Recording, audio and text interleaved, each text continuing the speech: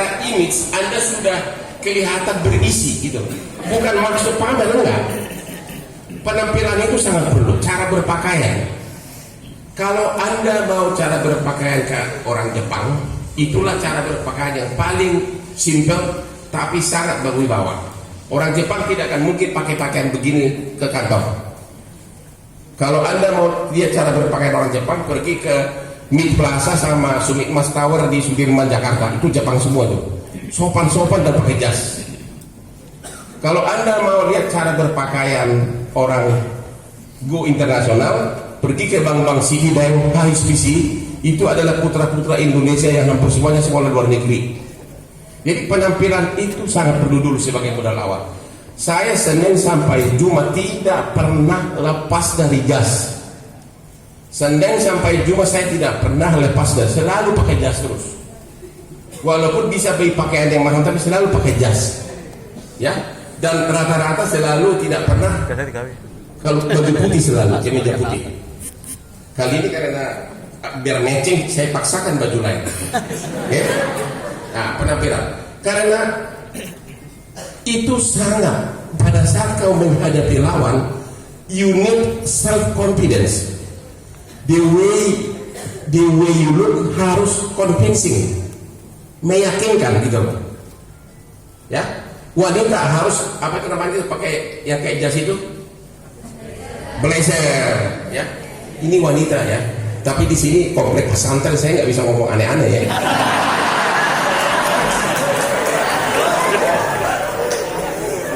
Pengacara perkara di Indonesia ini jarang wanita cantik. Tahu kenapa itu? Jarang sekali.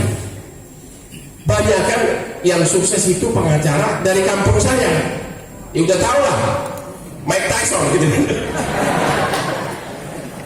Banyak pengacara-pengacara itu jadi corporate. Oke. Dalam praktek ada dua praktek sekarang ini di Jakarta. Litigasi itulah yang ke pengadilan. Corporate itulah yang menangani kontrak-kontrak. Ya. Di Jakarta corporate ini sudah menggurita. Ada hampir 20 kantor pengacara di Jakarta yang corporate, yang pengacaranya jadi tahu lebih dari 200 orang, dan dia adalah bagian dari grup franchise dari asing. Jadi semua kantor pengacara di dunia dia buka cabang di seluruh dunia, di seluruh kota. Misalnya Hadi Putranto Hadinoto, pengacaranya 300 orang. Dia link dengan Baker McKenzie. Baker McKenzie adalah salah satu kantor pengacara di Amerika yang berbisnis seperti McDonald. Dia punya cabang di seluruh dunia. Ya, jadi itulah corporate. Satu lagi yang khusus perkara. Apa kelebihan saya? Karena saya dua-duanya saya miliki. Saya 20 tahun corporate di Makarim Daerah, jadi jorosnya orang bule, dan kemudian litigasi. Jadi saya menguasai corporate dan litigasi. Dan saya 4 tahun dikirim ke Australia, kerja di kantor pengacara yang pengacaranya lebih banyak dari yang di ruangan ini, 700 orang. Seperti yang Anda lihat di film-film. 4 tahun saya di Sydney. Bekerja tiap hari. Ya. Jadi penampilan itu sangat perlu. Oke? Kenapa penampilan itu sangat perlu? Ya itulah, kalau Anda bersidang arbitrasi di Singapura, orang-orang bule itu gampang kalau melihat kita tampangnya lusuh, langsung dianggap remeh. Orang asing kan begitu kan, apa adanya.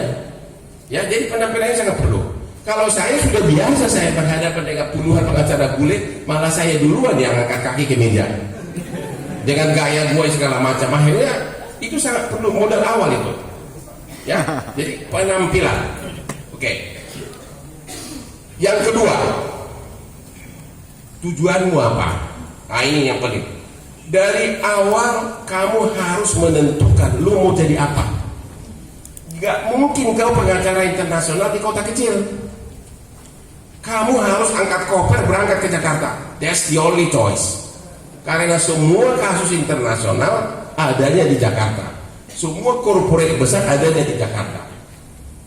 Dan to be a good lawyer, lu mau gelarnya 30 pun itu nggak bermanfaat. itu hanya awal. Jam terbang adalah fokus utama. Jam terbang praktek adalah modal awal to be a top lawyer. Jam terbang, apalagi kalau corporate, hampir semuanya bahasa Inggris hukum. Yang dosen bahasa Inggris pun belum tentu ngerti bahasanya. Saya dulu sampai satu rumah folder saya hanya berisi catatan saya. Ini artinya ini artinya ini. Karena apa? Mau tidak mau kan kita harus belajar, ya. Karena itu di kursus dia pun itu nggak ada. Sementara kita dalam berdebat setiap hari bicara hukum. Kadang-kadang kita kompres call dengan 3 negara, semua yang kita hadapi itu pengacara.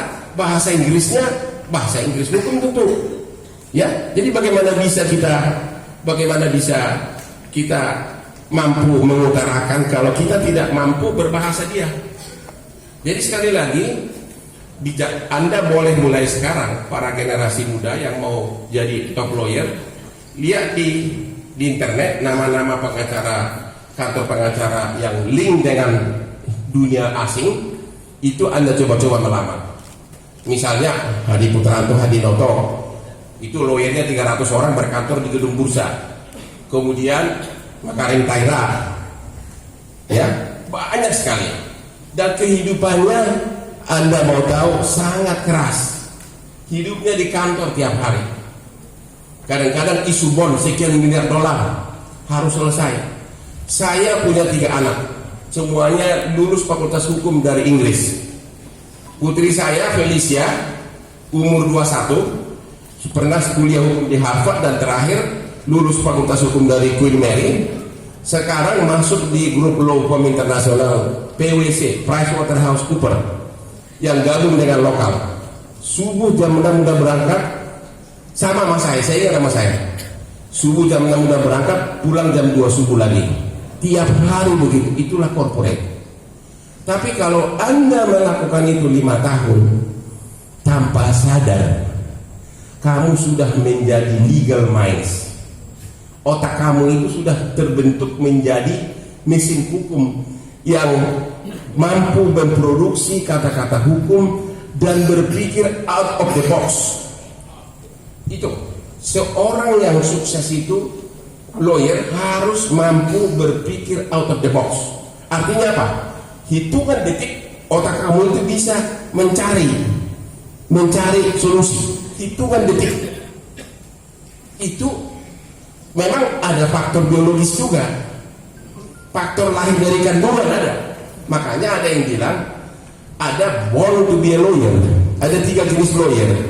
Born to be a lawyer sudah lahir dari kandungan, otaknya itu sudah otak lawyer. Kedua, lawyer biasa, tapi kalau berubah dikit nggak mampu berpikir. Yang ketiga, lawyer yang cuma menangani perselingkuhan sama ngejar-ngejar janda yang sering ada di TV kan, yang selalu musuhin saya. Ya, jadi sangat perlu jam terbang itu. Ya, Anda jangan bermimpi bisa jadi top lawyer tanpa jam terbang pernah jadi anak buah. Itu aja. Jangan langsung. Enaknya kalau di kantor pengacara raksasa itu honornya pun besar sehingga cukup untuk hidup sambil belajar. 5 tahun Anda udah jadi. Habis itu terserah Anda mau buka sendiri atau gimana. Dan tanpa sadar, you punya legal minds itu terbentuk. Saya kasih contoh ya. Bagaimana cara legal minds terbentuk ya. Mungkin yang mengerti kasus kepailitan. Ada satu kasus yang pernah heboh di dunia internasional itu 1,5 tahun lalu. Standard Chartered Bank meminjamkan uang $1 miliar ke klien saya dengan memberikan agunan fidusia atas batu bara di perut bumi, yang kebetulan klien saya ini pemegang IUP pertambangan. Tiba-tiba nggak bisa bayar utang, akhirnya di PKPU kan, diajukan PKPU ke pengadilan niaga dan harus voting. Anda tahu kan kalau yang mengerti kepailitan ada 2 jenis struktur kreditur kreditur, secure kreditur atau pemegang agunan atau separatis, satu lagi unsecure atau konkuren yang tanpa agunan. Ini harus voting ini. Anda akan pilot kalau votingnya tidak menang, yaitu antara lain 2/3 dari jumlah hutang. Ya, salah satu kreditur waktu itu adalah Standard Chartered Bank. Tagihannya sendiri sudah $1 miliar. Sementara saya harus memenangkan voting 2/3 dari jumlah utang. Bagaimana bisa mungkin lagi melawan dia? Sudah tinggal setengah jam mau voting di pengadilan Niaga Jakarta Pusat. Saya sudah keringat banjir karena pasti pilot klien saya. Bule-bule dari banknya sudah dengan muka ketawa, sudah senyum-senyum, pakai jas keren-keren, memandang remeh sama saya. Intinya, lu bakal pilot deh klien kamu katanya. Tiba-tiba keluarlah out of the box. Tahu nggak apa yang saya pakai? Pelajaran waktu SD, pasal 33 Undang-Undang Dasar 45. Kan saya harus batalkan dia punya fidusia agar tidak bisa ikut voting sebagai kreditur separatis, secure kreditor. Saya bilang, fidusia, agunan fidusia kamu atas batu bara di perut bumi cacat. Karena apa? Itu kan milik negara kan? Tiga seluruh kekayaan di perut bumi. Sementara fidusia kan penyerahan hak milik secara kepercayaan. Artinya kredit debitur tersebut harus jadi pemilik. Lalu gimana jadi pemilik? Itu miliknya negara. Nggak boleh ikut voting. Menang saya. Out of the box. Hanya tempo setengah jam saya menghasilkan sukses fee jutaan dolar.